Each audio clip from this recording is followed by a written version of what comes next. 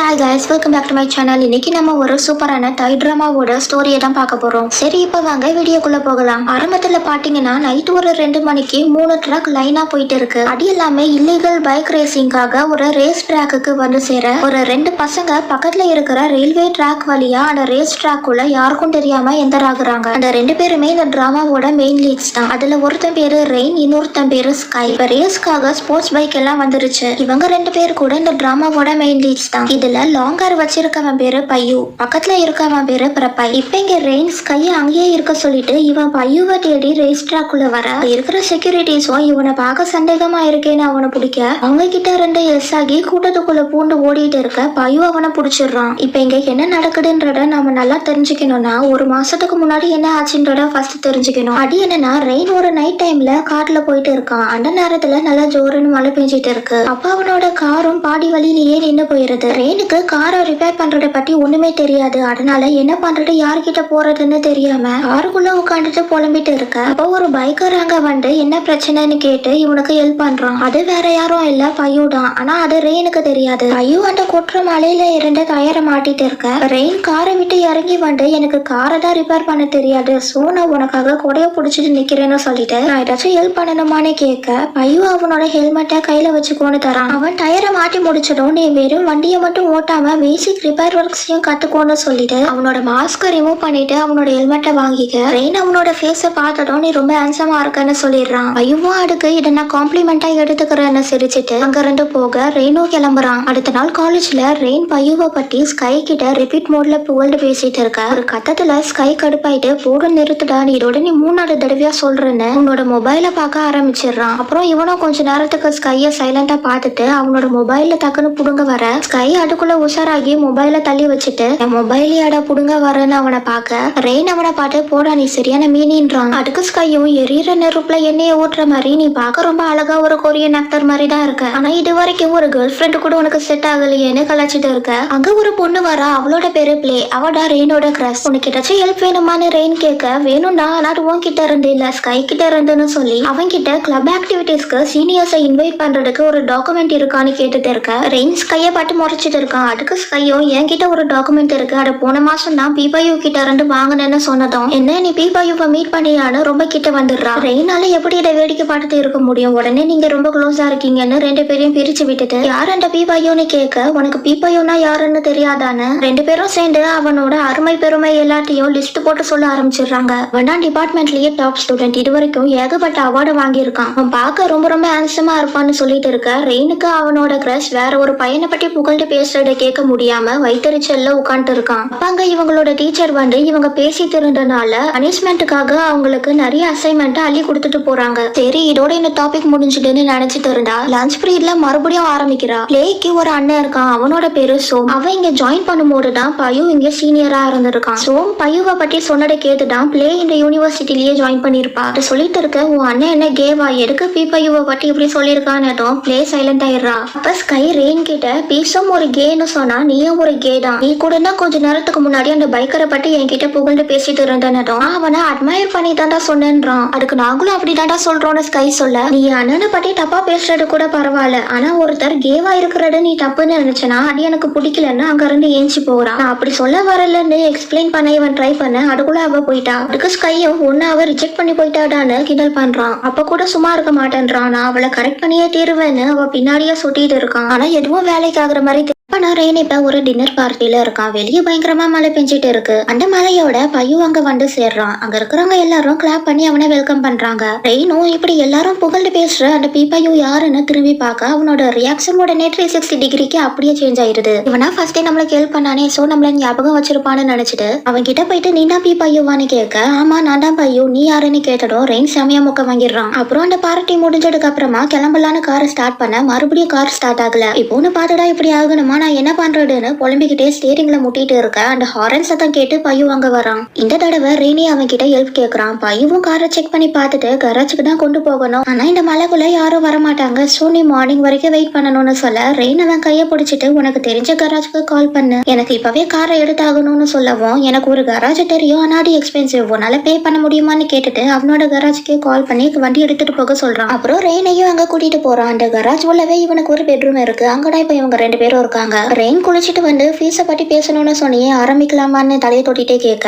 அப்ப பையன் நான் உனக்கு தலை தொட்டி விடுறேன்னு சொல்லிட்டு டவலை வாங்கி தொடச்சிட்டு இருக்கும்போது அப்படியே கிட்ட வந்து அவனோட கழுத்துல கிஸ் பண்றான். உடனே ரெயின் என்னடா பண்றன்னு தள்ளி போக ஐயோ அவனை பிடிச்சி பெட்ல தள்ளி விட்டு சில பல வேலைகளை பார்க்க ரெயினுக்கு ஒரு பக்கம் என்ன இவன் இப்படி பண்றான்னு ஷாக்கிங்கா இருக்கு. அதே சமயத்துல எப்படி இவன் இவ்வளவு ஹேண்ட்ஸமா இருக்கானோ யோசிக்கிறான். அப்ப அவன் கிட்ட நீ கேவான்னு கேட்க அதுக்கு பையும் நான் கே கிடையாது, நான் ஒரு பை, நான் பாட்டுக்கு என் வேலையை தான் பார்த்துட்டு இருந்தேன், நீ தான் பார்ட்டியில வச்சு எனக்கு ஒரு குறுன்னு பார்த்துட்டு இருந்தேன்னு சொல்ல நான் உன்னை பார்த்தேன்னா ஆனா நீ சொல்ற மாதிரி நான் பார்க்கல, நீ என்ன தப்பா புரிஞ்சுட்டு இருக்கன்னு சொல்லி அவனை தள்ளி விட்டு திட்டிட்டு போக வெளியே மெக்கானிக் இன்னும் முழிச்சுதான் இருப்பாங்க. சோ உன்னால இந்த நிலைமையில வெளியே போக முடியாது, அதனால நீ இந்த சோஃபால போய் படுன்னு பில்லோ வாங்க ரெண்டு தூக்கி போட்டு அவன் போய் பெட்ல படுத்துக்கிறான். ரெயினுக்கும் வேற வழி இல்ல, சோ அந்த சோஃபால போய் படுக்கிறான். ஆனா அவனுக்கு தூக்கமே வரல, ரொம்ப நேரமா இப்படியும் அப்படியுமா திரும்பி படுத்துட்டு இருக்கான். அப்புறம் அவனால குளிர தாங்க முடியல. சோ பையு தூங்கிட்டானான்னு பார்த்துட்டு இவனும் பெட்ல போய் படுத்து தூங்கிடுறான். கொஞ்ச நேரம் கழிச்சு பையன் முழிச்சு பார்க்க பக்கத்துல ரெயினை பார்த்ததும் எல்லா சேட்டையும் பண்ணி முடிச்சுட்டு இப்ப நிம்மதியா தூங்குறியான்னு அவன் கிட்ட உன்னை எனக்கு பிடிச்சிருக்குடா, சைஃபாக்கு மட்டும் இது தெரிஞ்சிடுனா உன்னை நினைச்சு ஃபீல் பண்ணுவான்னு சொல்ல ரெயின் தூக்கத்துல அவன் மேல கை போடுறான். இதுல சைஃபான்றது பையோட ட்வின் பிரதர். அதுக்கு பையவும் உன்னை இப்ப எனக்கு ரொம்ப பிடிச்சிருக்குடான்னு சொல்லி இவனும் அவனை அப் பண்ணிக்கிறான். நெக்ஸ்ட் டே ரெயின் ஏண்டிச்சடும் அவன் செக் பண்ற முத விஷயமே அவன் ஃபுல்லி ட்ரெஸ் தான் இருக்கானான்றதுதான். அதை கன்ஃபார்ம் பண்ணதுக்கு அப்புறமா ஒரு பெருமூச்சு விட பையன் அவன் கிட்ட நீ ட்ரெஸ் போடுறதுனால எதுவும் நடக்கலன்னு ஆயிராதுன்னு அவனை டீஸ் பண்றதுக்கு சொல்ல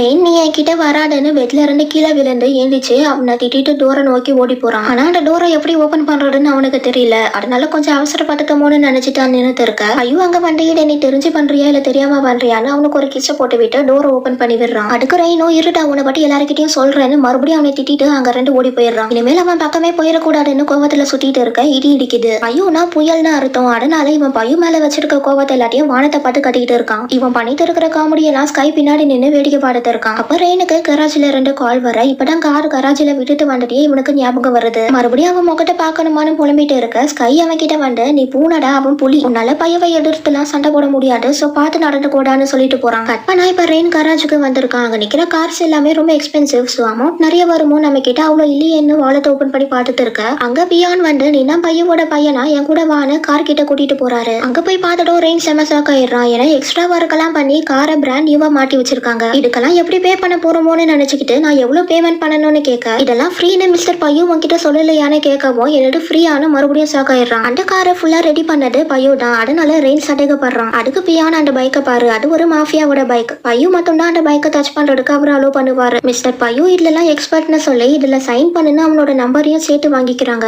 அப்புறம் அவர் பையோ கிட்ட போயிட்டு நீ சொன்ன மாதிரியே உன்னை பார்க்க வர சொன்னா அவன் அப்படி நடுங்குறான், நீ என்ன வேலை பண்ணன்னு கேட்க நான் எதுவும் பண்ணலையேன்னு சிரிச்சுட்டே அங்க இருந்து போறான். இங்கே ரெயின் ஃப்ரீயாவே கார் பிராண்ட் நியூ ஆயிருச்சுன்னு சந்தோஷத்துல போயிட்டு இருக்க பையோ கிட்ட ரெண்டு கால் வருது. என் நம்பர் உனக்கு எப்படி தெரியும்னு கேட்டதுக்கு அப்புறம் தான் சைன் பண்ணும் போது இவன் நம்பரை கொடுத்ததே ஞாபகம் வருது. அதனால ரெயின் பையவை திட்டுறான், இப்படிதான் கிளைண்டோட டேட்டாவை பர்சனலுக்கு யூஸ் பண்ணுவியான்னு. அதுக்கு பையவும் நான் பேமெண்ட்டை பத்தி பேசதான் கால் பண்ணன்றான். அதுக்கிட்ட ரெயின் இதை நீ ஃப்ரீ தானே சொன்னேன்னு கேட்க இந்த உலகத்துல எதுவும் ஃப்ரீ கிடையாதுன்னு சொல்றான். அதனால ரெயினோ சரி நான் அமௌண்ட் பே பண்றேன்னு சொல்ல பையோ எனக்கு மணி தேவையில்லை, இப்பத்துல இருந்து நீ படிச்சவன் மாதிரி நடந்துக்கோ, என்னோட ஜூனியருக்கு மேனஸ் தெரியலன்னு யாரும் பேசக்கூடாதுன்னு சொல்லி அவன் காலை கட் பண்ணிடுறான். ஆனா ரெயின் தான் என்ன இவன் கால் பண்ணா திட்டினா அவன் பாட்டுக்கு கட் பண்ணிட்டு போயிட்டானு கோவத்துல புலம்பிட்டு இருக்கான். இங்கே பையோ மொபைல பார்த்து ஸ்மைல் பண்ணிட்டு இருக்க என்னடா அதிசயமா சிரிச்சதெல்லாம் இருக்குன்னு சைஃபா கேட்க அட நேரம் ஒரு முறை சொல்றேன்டான்னு அங்க ரெண்டு ஏஞ்சி போறான். அப்புறம் பையோ ஃபர்ஸ்ட் சொன்ன மாதிரியே பாவம் யாரும் இவன் கிட்ட மாட்டினாங்களோன்னு சைஃபா ஃபீல் பண்றான். நெக்ஸ்ட் டே ரெயின் காலேஜ்லயும் மறைஞ்சு தான் சுத்திட்டு இருக்கான். அட ஸ்கை பின்னாடி நின்னு பாத்துட்டு இருக்கான். இந்த தடவை என்ன பிரச்சனைன்னு தெரியலையேன்னு அவன் கிட்ட போயிட்டு கடங்காரங்கள்ல மாட்டாம இருக்க பாக்குறியான்னு கேட்க நான் யார்கிட்டயும் கடன் வாங்கலையேன்னு ஐபிஎச்ல கட்டுறான். அவன் வாய்ஸ் சேஞ்ச் ஆனதுலயே ஸ்கை கண்டுபிடிச்சிடறான். அதனால அவனும் அப்படியாடா சரி வாடா கிளாஸ்க்கு போவோன்னு அவனும் வாய்ஸ் சேஞ்ச் பண்ணி பேசுறான். இங்கே பில்டிங் குள்ள வரும்போதே அங்க கிரௌடா இருக்கு. சோ இங்க என்ன பண்றீங்கன்னு ரெயின் அவங்களை விலக்கி விட்டு உள்ள வந்து பாட்டா அங்க பையன் நின்னுட்டு இருக்கான். அச்சோ நாமளே வந்து மாட்டிக்கிட்டோமே நினைச்சிட்டு இங்க எதுக்கு வந்தேன்னு கேட்க என்னோட ரிப்பேர் ஃபீயை வாங்க தான் வந்தேன், அட நீ தனியா வந்து தரியா இல்ல இங்கேயே வச்சு தரியா, நீ ஆல்ரெடி கொஞ்சம் பே பண்ணிட்டேன்னு சொல்ல இதுக்கு மேல பேசாதுன்னு ரெயின் அவன் வாய மூடிட்டு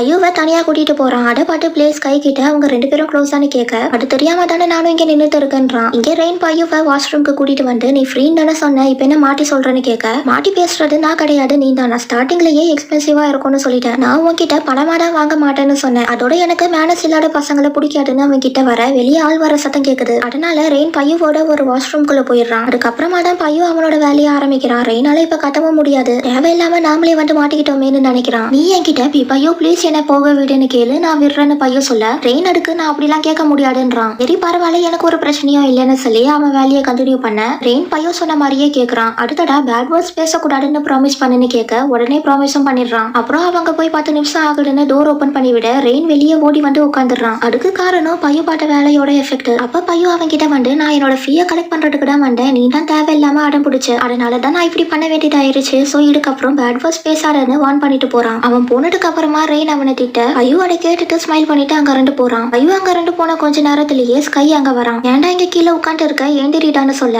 நான் ஏண்டிச்சிட்டேன்டான்னு ரெயின் சொல்றான். இவன் சொல்றது ஸ்கைக்கு புரியல. ரெயினால இதுக்கு மேலேயும் டீட்டெயில் தான் சொல்ல முடியல. கட் பண்ணா இப்ப ரெயின் செம கோபத்துல சாம் கிட்ட வந்து பையோட வீக்னஸ் என்ன, அவன் எங்க ரேசிங் பண்ணுவான்னு கேட்க சாம்க்கு பையோ ரேசிங் பண்ணுவான்றதே தெரியாது. அதுலயும் ரெயின் பையவை திட்டினால சாம்க்கு கோவம் வந்து ரெயின் கூட சண்டைக்கு வர கை அவங்கள ஸ்டாப் பண்ணிட்டு ரெயின் கிட்ட அந்த இடத்த நான் கண்டுபிடிச்சு சொல்றேன்டான்னு அவனை காம் டவுன் பண்றான். அப்பவும் அவன் அடங்குற மாதிரி இல்ல. பிளே கிட்ட பையோ நல்லவன் கிடையாதுன்னு சொல்ல அவளும் உனக்கு பிடிச்சவங்களை பத்தி யாராச்சும் தப்பா பேசினா நீ எப்படி ஃபீல் பண்ணுவேன்னு கேட்டுட்டு இப்ப நானும் அப்படிதான் ஃபீல் பண்றேன்னு சொல்லிட்டு அங்க ரெண்டு போயிடுறா. அப்புறம் ஸ்கை ரெயினை திட்டுறான், உனக்கு என்ன பைத்தியமாடா பிடிச்சிருக்கு, சாம் நம்ம சீனியர், பிளே நீ லவ் பண்ற பொண்ணு, அவங்க கிட்ட போய் இப்படி பேசிட்டு இருக்கன்னு திட்ட. அதுக்கு ரெயினும் நான் பைத்தியம்லாம் இல்லடா, எனக்கு அந்த பையவை நினைச்சாலே கோவம் பட்டிக்கிட்டு வருது, நீ தான் எப்படியாச்சும் எனக்கு ஹெல்ப் பண்ணணும்னு சொல்ல அதுக்கு தானே நான் இருக்கேன்னு சொன்னதும் ரெயின் தேங்க்ஸ் தானே அவனை கொஞ்சம் ஆரம்பிச்சிடறான். நெக்ஸ்ட் இங்க பையவும் பிரபாயும் டெஸ்ட் ரைட் பண்ணிட்டு இருக்காங்க. அதுல பையோ செம ஸ்பீடா ஓட்டுறான். அட முடிச்சிட்டோம், என்னடா ஆச்சு உனக்கு, டெஸ்ட் ரைட்லயே இப்படி ஓட்டுறேன்னு பிரபாய் கேட்க ஒவ்வொரு பேசாட இல்லைன்னா ஆளை மாட்டிடுவேன்னு சொல்ல நான் எவ்வளவு பிஸியான பர்சன் உனக்கே தெரியும், அப்படி இருக்க நீ கூப்பிட்டு அந்த ஒரு ரீசனுக்காக தான் நான் இங்க வந்திருக்கேன்னு சொல்லவும் அங்க இடி இடிக்கிட்டு. அப்ப ரெயினோட ஞாபகம் வந்து அவன் லாஸ்டா பண்ண மெசேஜை பார்த்து பையோ ஸ்மைல் பண்ண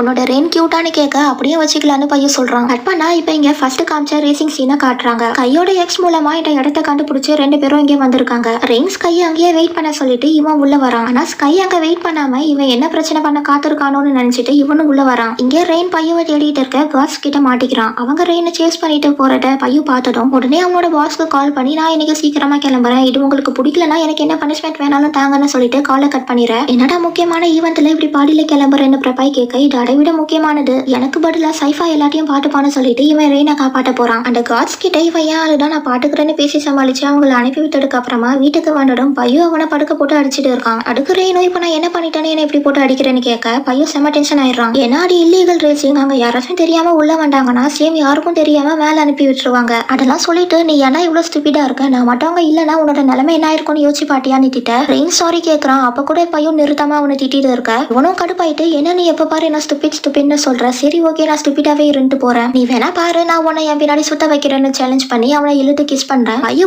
நான் அதுக்கு வெயிட் பண்றேன்னு சொல்லி இவனும் அவனை இழுத்து கிஸ் பண்ணிட்டு ரூமை விட்டு வெளியே வந்துட்டு என்னையே உன்னை லவ் பண்ண வைக்க போறியான்னு நினைச்சு ஸ்மைல் பண்ணிட்டு இதுக்கப்புறம் என்னோட பேட் சைடை நீ பார்க்கவே மாட்டேன்னு போறான். இன்னைக்கு நைட்டு ரெயின் பையோட வீட்டுல தான் ஸ்டே பண்றான். நெக்ஸ்ட் டே ஏண்டிச்சதும் அவன் பண்ண சேலஞ்சை நினைச்சு பார்த்து இதுக்கு அப்படி சொன்னோன்னு ஃபீல் பண்ணிட்டு இருக்க பையோ அவனுக்கு ட்ரெஸ் கொண்டு வந்து இந்த சைஸ் கரெக்டானு தெரியல, ஆனா நான் டச் பண்ண ஃபீலை வச்சு பார்த்தா நான் வாங்கிட்டு வந்த சைஸ் கரெக்டா தான் இருக்கும்னு சொல்லி தந்துட்டு போக ரெயின் அதை ஓபன் பண்ணி பாக்குறான். உள்ள இன்னர்ஸை பார்த்ததும் பையவை கூப்பிட்டு இது என்னோட சைஸ் கிடையாது, இந்த சைஸ் எல்லாம் யார் போடுவான்னு சொல்ல பையோ எதுவும் சொல்லாம ஸ்மைல் பண்ணிக்கிட்டே அங்க ரெண்டு போறான். அவன் வாங்கிட்டு வந்தது ஸ்மால் சைஸ். பையோ அங்க ரெண்டு போனதும் என்ன இவன் வெறும் டச் பண்ணதை வச்சு கரெக்டான சைஸை வாங்கிட்டு வந்துட்டான்னு நினைச்சு அந்த பாக்ஸை தூக்கி போடுறான். பையோ இங்க பிரேக்ஃபாஸ்ட் ரெடி பண்ணிட்டு இருக்க ரெயின் கீழே வரான். அவன் வந்து ரொம்ப நேரம் குளிக்கிற டைப். சோ பையோ நீ இன்னும் உயிரோட தான் இருக்கியா, நீ பாத்ரூம்ல வலிக்கி விழுந்து தலையில அடிப்பட்டு கிடப்பேன்னு நினைச்சேன்னு சொல்லி அவனை டீஸ் பண்றான். அப்புறம் சாப்பிடும் போது சைஸ் கரெக்டானு கேட்க நான் சொல்ல மாட்டேன்னு சொல்லிட்டு பக்கத்துல இருக்கிற பையோட ஒர்க்கை பார்த்து நான் அதை பார்க்கலாமான்னு கேட்டுட்டு அடிக்கிட்ட போய் பார்த்துட்டு இருக்க பையவும் அவன் பக்கத்துல வந்து நிக்கிறான். ரெண்டு பேரும் ரொமான்டிக்கா பார்த்துட்டு இருக்கிற கேப்ல பையோ ரெயினோட ஃபேண்ட்டுக்குள்ள கையை விட்டு சைஸ் சரியா இருக்குன்றத கண்டுபிடிச்சிடுறான். அதனால ரெயினுக்கு ஒரே அசிங்கமா போச்சு. அதோட விடாம நீ இப்படியா எல்லாத்துக்கும் வைக்கப்பட்டு இருந்தனா எப்படி சேலஞ்சில ஜெயிப்பேன்னு